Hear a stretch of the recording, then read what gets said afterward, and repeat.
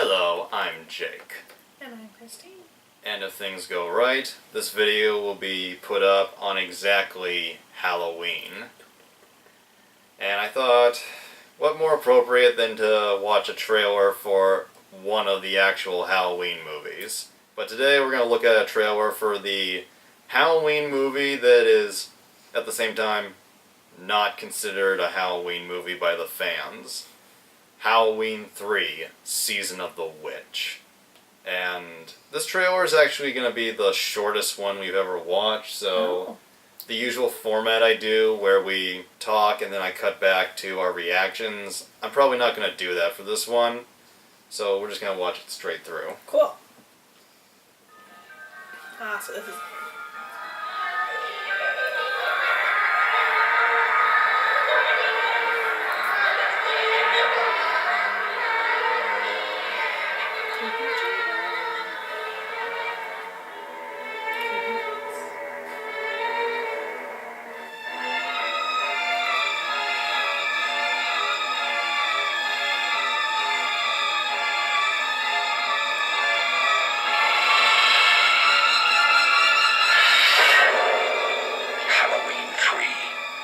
of the witch, the night no one comes home.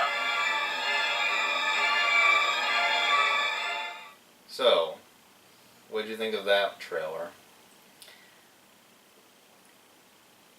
So many things creepy in one photo. Just to be clear, the version we watch is once again a very, very short version.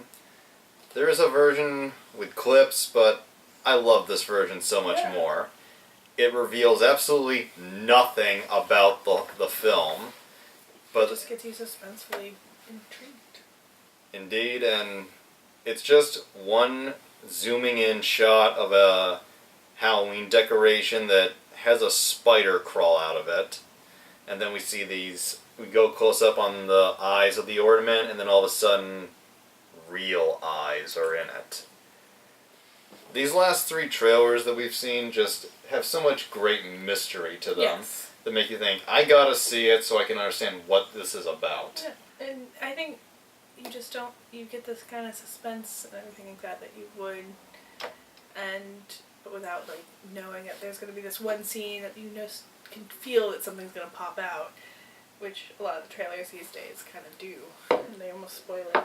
And even the trailer for like Phantasm kind of do that by showing all the jump scares. Yeah.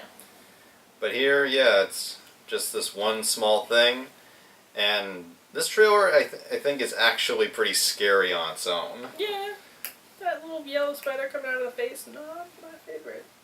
The Halloween 3 trailer, the way it ends with the narrator briefly saying the title, then going, "The night that no one comes home."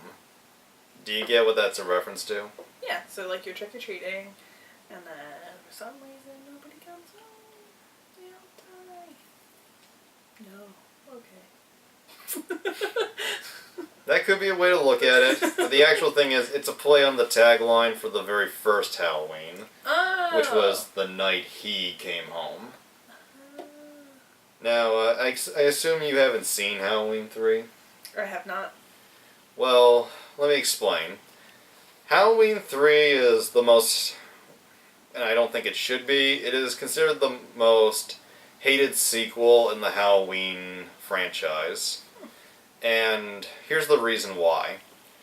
The first two Halloweens are about an unstoppable serial killer named Michael Myers. Yep.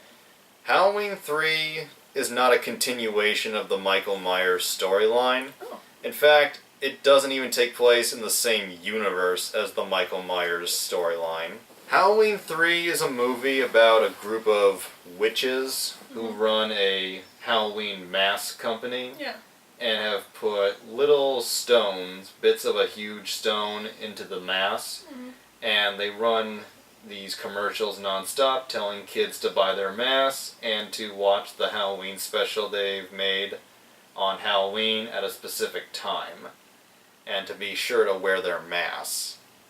And it's revealed that these witches, when these kids watch their special while wearing their masks, the masks will literally eat their heads open.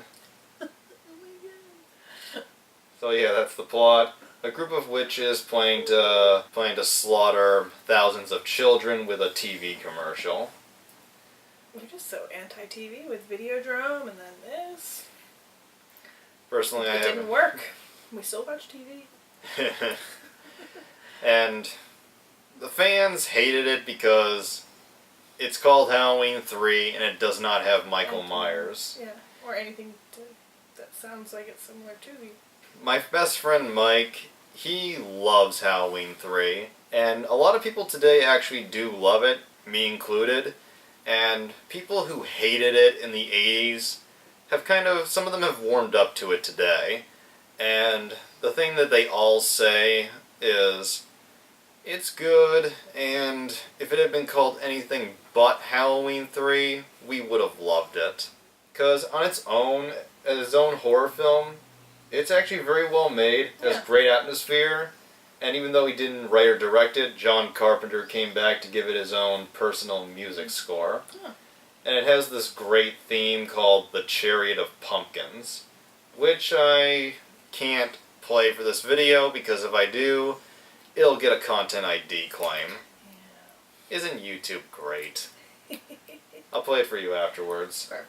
But anyway, the film is written and directed by Tommy Lee Wallace, who's kind of a hit or miss guy. He also did Stephen King's It, Oh, yeah. which itself is a bit hit and miss. Yes. But Halloween 3, which is his first film, I thought he did a pretty good job at. Mm-hmm. And the film's villains, the witches characters, this is not a spoiler, so you can listen. Their whole reason for wanting to massacre children on Halloween is because they feel Halloween is not taken seriously enough, that people see it as a joke. Mm-hmm. They hate how commercialized it's become. Yeah. So they plan to get revenge by using the commercialism and pulling what they believe will be the ultimate payback joke. So is there anything that connects it to the other Halloweens at all? Nope. Well, there is one small, tiny moment. Mm-hmm. The main character is in a bar, and the TV has a news story. Then all of a sudden, we see a TV commercial for the first Halloween. So, yeah, Mm-hmm. this is not the same universe. I mean, obviously the movie exists. Yes. Are you wondering at all why they made a sequel that has no connection? That's yes. Here's why. John Carpenter, he intended for the second Halloween to be the true ending to the Michael Myers storyline. Mm-hmm. And what he wanted to do afterwards was, for every new sequel, have an entirely different horror storyline. Mm. Like make it an anthology series. Almost like, Tales from the Crypt? no, Creepshow? no. The horror series that you probably don't watch. Masters of Horror? No, it's on TV now. Yeah, I'll think of it. As I said, Halloween 3 does work on its own. Mm-hmm. And the idea that Carpenter had about making each sequel its own thing, I genuinely think that could have worked. Yeah. But I know why it really didn't. It's not because the first one was so great and people loved the Michael Myers shit. It's because there was already a sequel that continued the first film's storyline. Mm-hmm. I think if they had made the first sequel its own thing and gone from there, it could have worked. But the fact that there had already been a continuation of the first film, people were expecting more of that. Yeah. That's really why I think Halloween 3 didn't succeed with people. Mm-hmm. Not because it had the name and no Michael Myers. Yeah. And hopefully me and Mike will be able to get together this month so we can, for the first time, officially watch this film together. And we will love the witchcraft, we will love the mass, and we will... He probably won't, but I might get drunk listening to the Silver Shamrock theme. So this is the last...